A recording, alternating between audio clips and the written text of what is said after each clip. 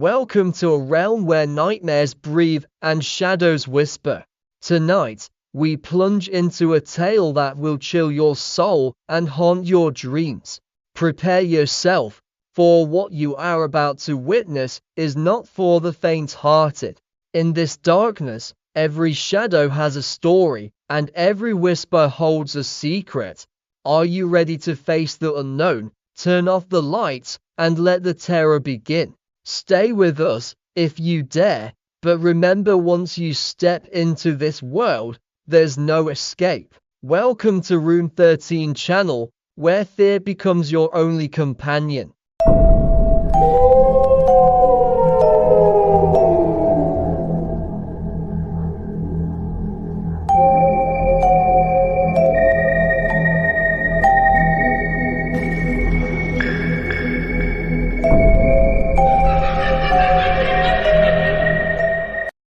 Sometimes, the most ordinary adventures can take the darkest turns. That's exactly what happened during our overnight stay at the haunted camp, a place known for its scenic beauty and eerie tales. Little did we know, our casual climb would turn into a night we would never forget. It was a clear, crisp evening when we arrived at the camp. The sky was a blanket of stars, and the air was filled with the scent of pine. Our group of four, Jake, Emily, Sarah, and I, had spent the day hiking and were looking forward to a relaxing night by the fire. The camp was a popular spot, nestled in a quiet valley surrounded by towering trees. As the sun set, we set up our tent and gathered around the fire, sharing stories and laughter. The first sign that something was off came when Emily mentioned feeling unusually cold, despite the roaring fire. We brushed it off, attributing it to the cool mountain air. But as the night deepened, the atmosphere began to change. The firelight flickered, casting long, dancing shadows. The forest around us seemed to grow darker, the trees closing in. As we sat around the fire, Sarah started telling a local legend about the haunted camp.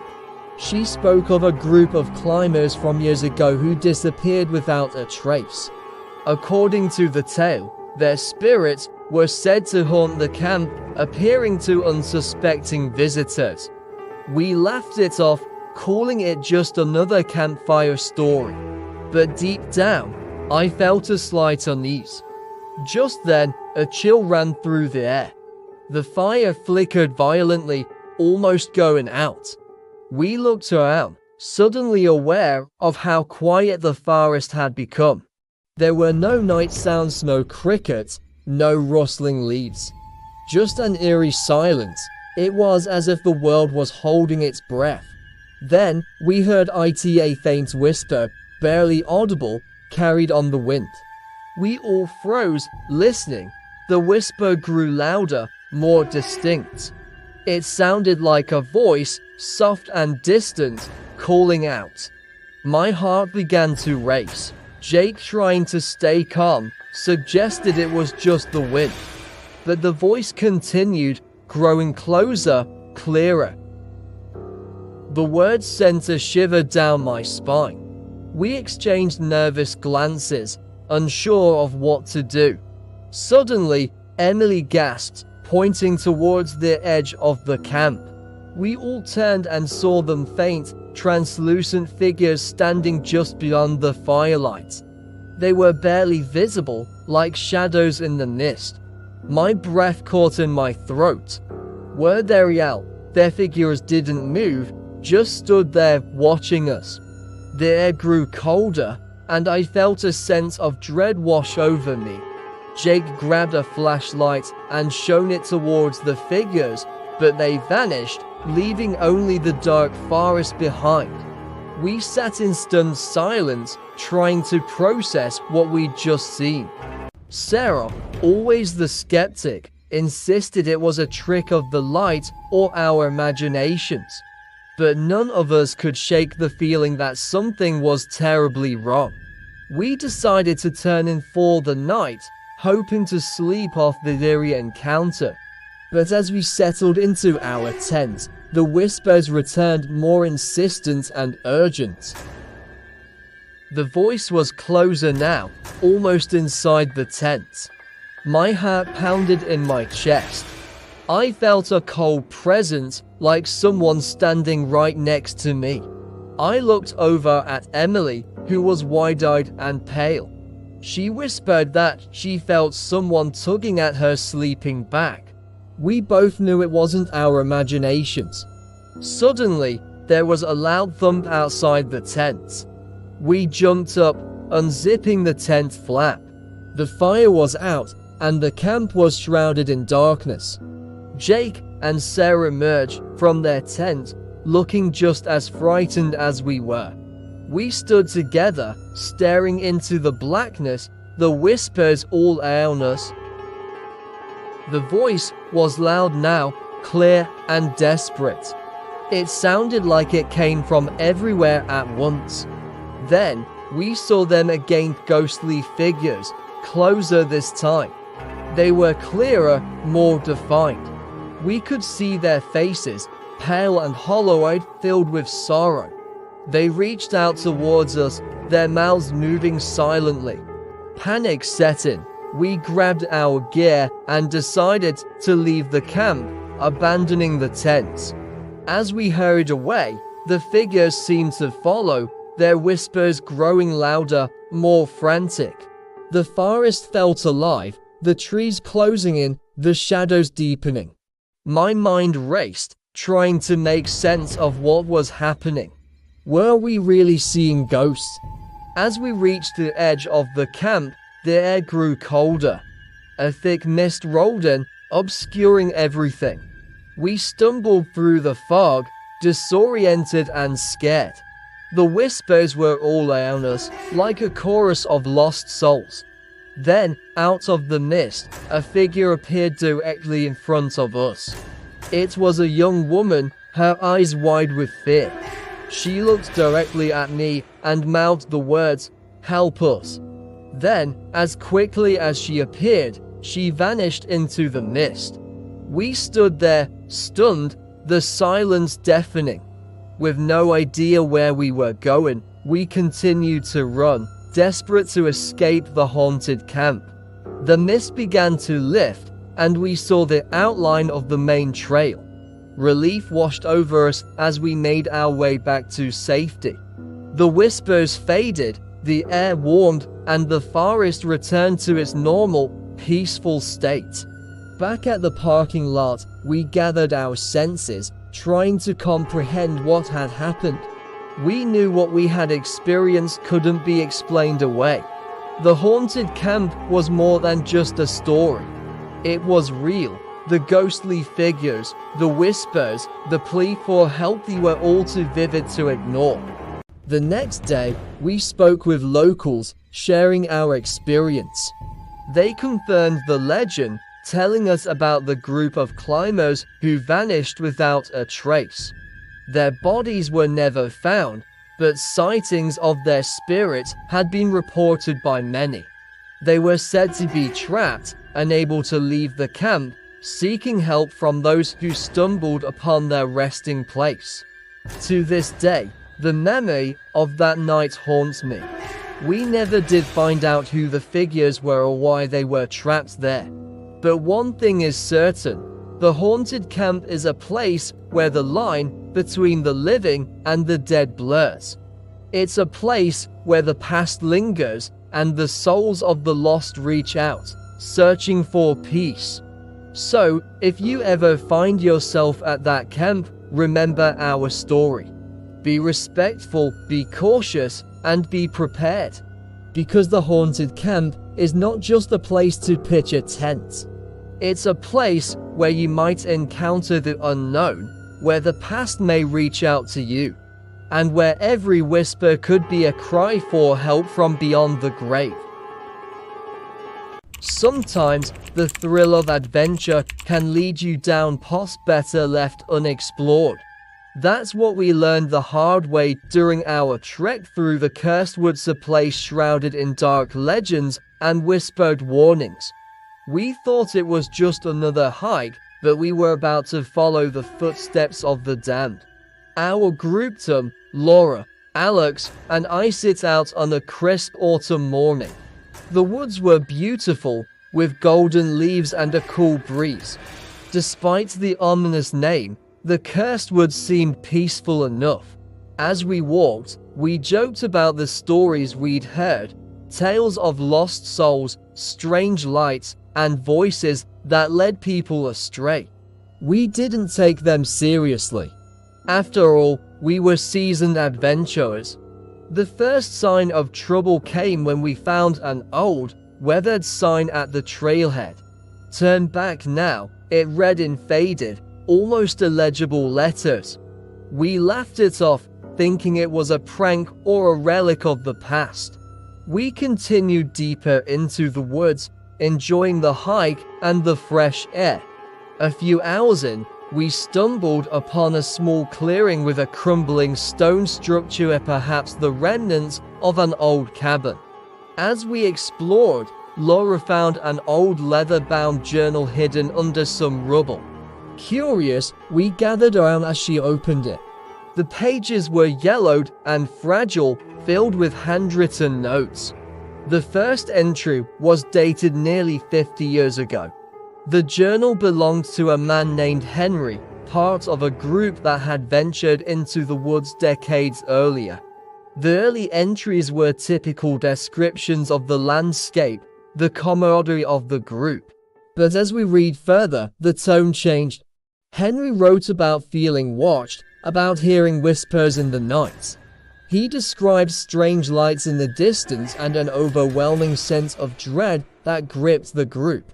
As Laura read aloud, we felt a chill in the air. The woods seemed to grow darker, the trees more oppressive. We heard a faint rustling, like leaves moving without wind.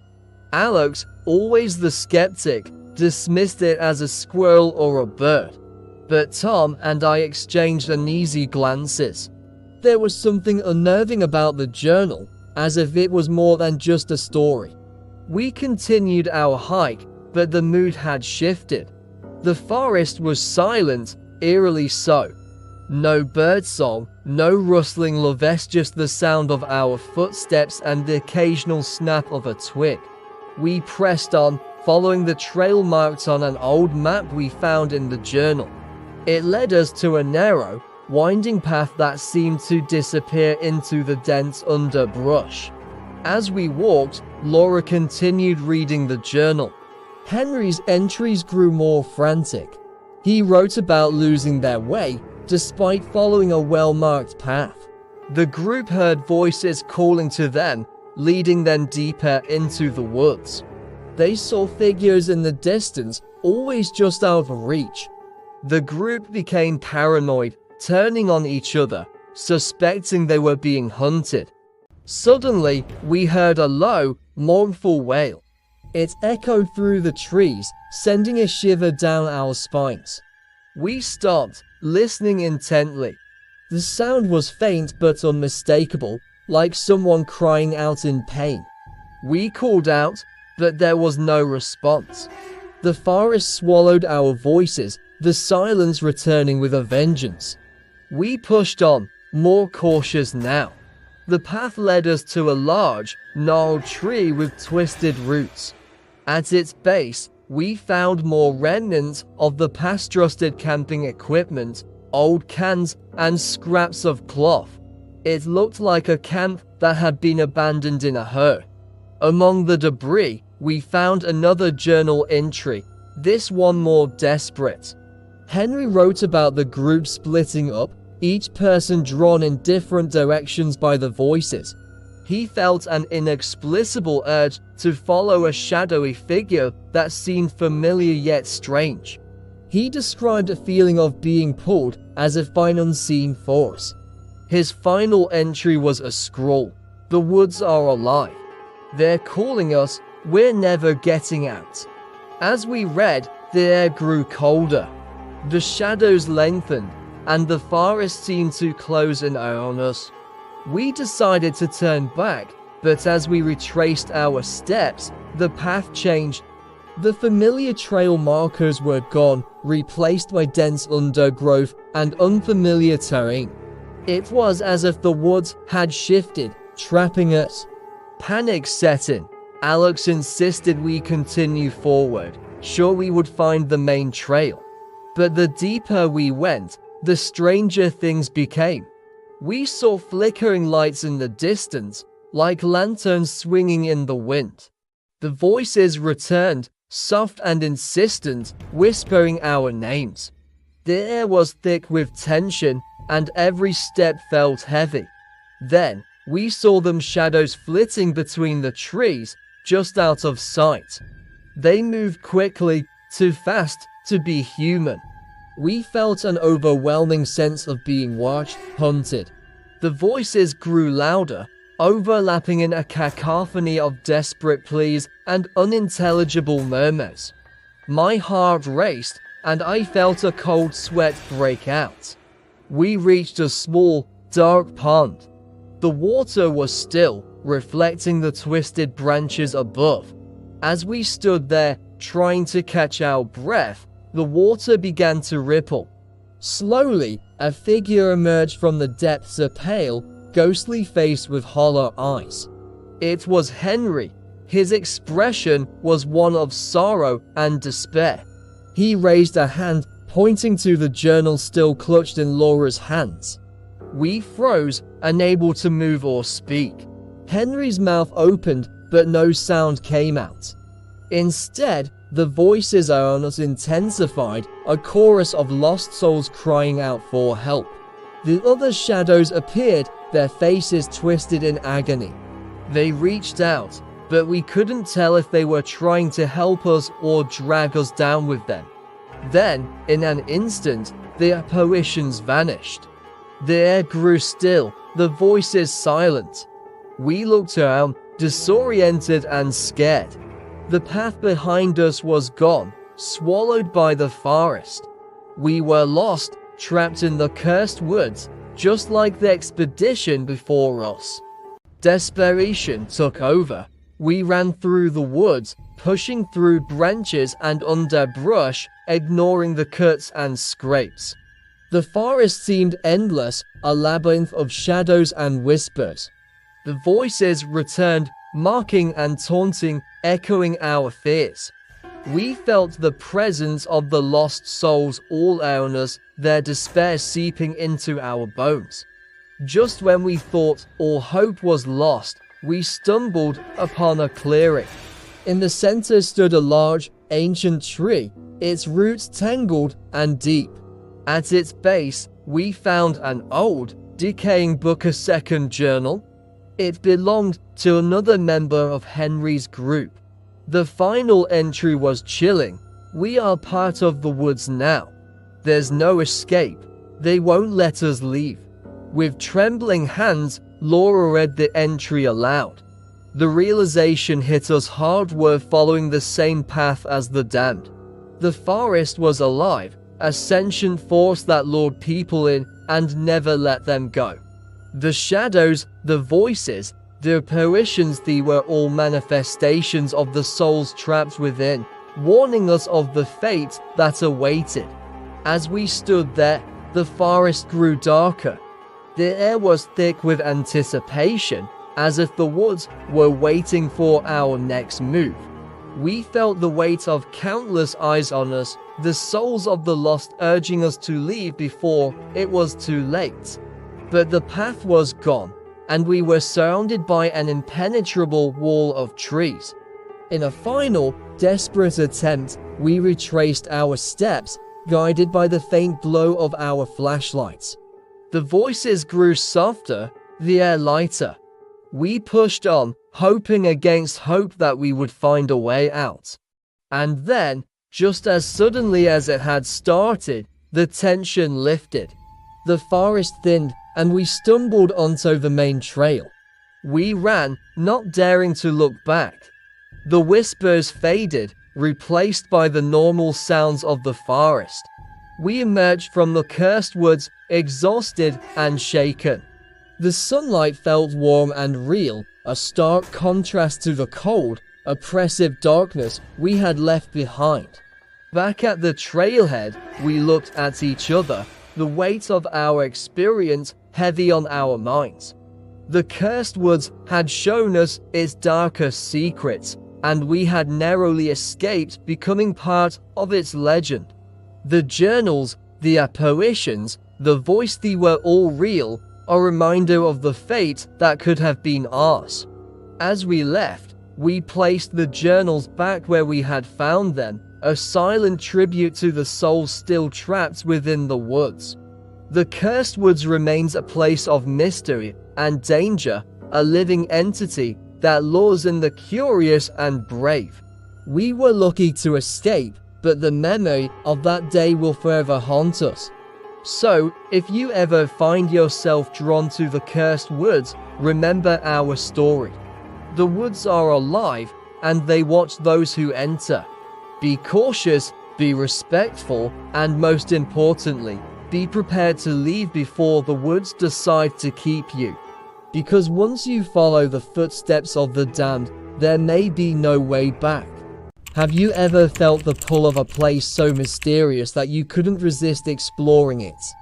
That's what drew us to the Shadow Forest, a place renowned for its beauty and eerie reputation. But what started as an adventurous hike quickly turned into a nightmare, where the paths shifted and we realized we were not alone. Our group consisted of 5 experienced climbers: Max, Olivia, Sarah, Jake, and me, Alex. The Shadow Forest was known for its dense canopy and winding trails, making it a perfect challenge for our hiking skills. We had heard stories of hikers getting lost, of paths that seemed to change and disappear, but we dismissed them as exaggerations. We set off early in the morning, the sunlight barely penetrating the thick foliage above. The air was cool, and the forest floor was soft underfoot. The trail was clear and well marked, and we made good progress. The trees around us were tall and ancient, their leaves rustling gently in the breeze. It was peaceful, almost too quiet. As we ventured deeper into the forest, the light dimmed and a sense of unease settled over us. The trees seemed to close in, their branches intertwining to form a natural tunnel. The shadows lengthened and the air grew colder. We joked about it, trying to lighten the mood, but there was an unspoken tension among us. After a few hours, we reached a fork in the path. The map we had didn't show this split, and the trail markers were missing.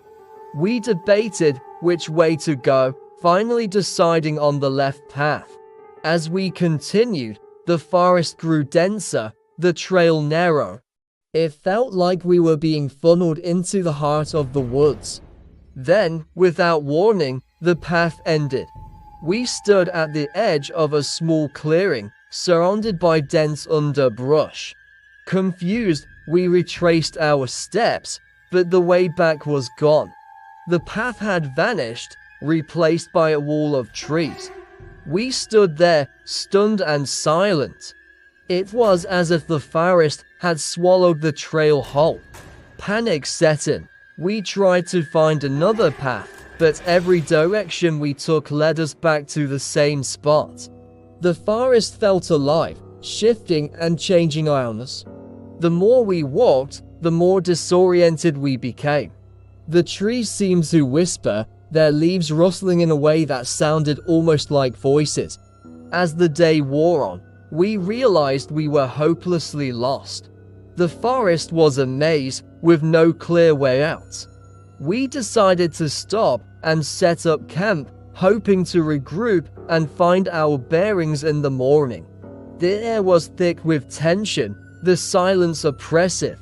We gathered around a small fire that only lightened the encroaching darkness. That's when we first noticed a feeling of being watched. It was subtle at first, a prickling on the back of the neck, but it grew stronger, an unmistakable presence. We scanned the trees, but saw nothing. just shadows shifting in the flickering firelight. We told ourselves it was just our imaginations, but deep down, we knew something was wrong. Suddenly, Sarah gasped. She pointed into the darkness, her eyes wide with fear. We turned and saw a figure standing just beyond the firelight. It was tall and indistinct, more shadow than substance. My heart pounded in my chest. We called out, but the figure didn't move. It just stood there, watching. In a flash, it was gone, melting back into the darkness. We were left in stunned silence, the fire crackling softly. None of us spoke, the fear palpable. We knew then that we were not alone in the shadow forest. Something else was here, something that didn't want us to leave. The night dragged on, every minute an eternity. We heard footsteps circling our camp, voices whispering just out of earshot. The darkness seemed to press in, alive with unseen eyes. We stayed close to the fire, our only protection against the encroaching shadows. As dawn approached, the noises ceased. The first light of day brought a sense of relief, but also an eerie calm. We quickly packed up, determined to find a way out. But as we tried to leave, we discovered that the path had changed again. The forest seemed endless, every direction leading deeper into the unknown. We wandered for hours, the trees all looking the same. The sun barely penetrated the canopy, leaving us in a perpetual twilight. The forest was a labyrinth with no clear way out. The whispers returned, louder now, echoing in the still air. We felt the presence again, a constant pressure, watching, waiting. Then, we stumbled upon something strange, a small, weathered cabin hidden among the trees. It looked abandoned, covered in moss and vines. We approached cautiously, the door creaking open at our touch. Inside, it was dark and cold, filled with old furniture and dusty relics. But what caught our attention was the wall, covered in carvings and symbols. They were crude and chaotic, telling a story of lost souls and wandering spirits. Among them were names, dozens of them, carved deep into the wood. Some were recent, others old and faded. My heart sank as I realized the truth. These were the names of those who had come before us, trapped in the forest just as we were. We left the cabin, a heavy silence hanging over us. The forest seemed to mark our every step, the paths twisting and turning, leading us in circles. The whispers grew more insistent, almost frantic. It was as if the forest itself was trying to communicate, but we couldn't understand. Desperation set in. We ran through the woods, hoping to find the trail we had lost. The trees blurred together, a never-ending sea of green and shadow. We felt the presence more strongly now, almost tangible. It was close, breathing down our necks. Then, we saw a break in the trees, a glimpse of open sky. We sprinted towards it, our hearts racing. The forest seemed to reach out, trying to pull us back, but we pushed on. We burst through the underbrush and stumbled onto a dirt road. We were out. We collapsed, gasping for breath, the relief overwhelming. The road stretched out before us, a lifeline back to civilization. We looked back at the forest, the trees standing tall and silent. It was as if the shadow forest had released us, letting us go with one final warning. We never spoke of what we saw that night. The memories were too strange, too unsettling. The forest had played with us, shifting and changing, trapping us in its depths. We had escaped, but we knew others might not be so lucky. To this day, the shadow forest remains a place of mystery and fear. Those who enter risk losing themselves to the shifting paths and the unseen eyes that watch from the shadows. It's a place where reality bends and the line between the living and the supernatural blurs. So, if you ever find yourself drawn to the shadow forest, remember our story. The paths may seem clear, but the forest has a way of changing. Be cautious, stay alert, and most importantly, be prepared for the unexpected. Because in the shadow forest, not all who enter find their way out. Thanks for joining us on this spine-chilling journey into the unknown. If you enjoyed these eerie tales and spine-tingling stories, don't forget to hit the like button, subscribe, and ring the notification bell so you never miss an episode. Have your own creepy experiences or know a legend that needs to be told? Drop them in the comments or send us a message. And remember, the world is full of mysteries waiting to be uncovered. Stay curious, stay cautious, and until next time, keep your lights on and your eyes open. Sweet nightmares.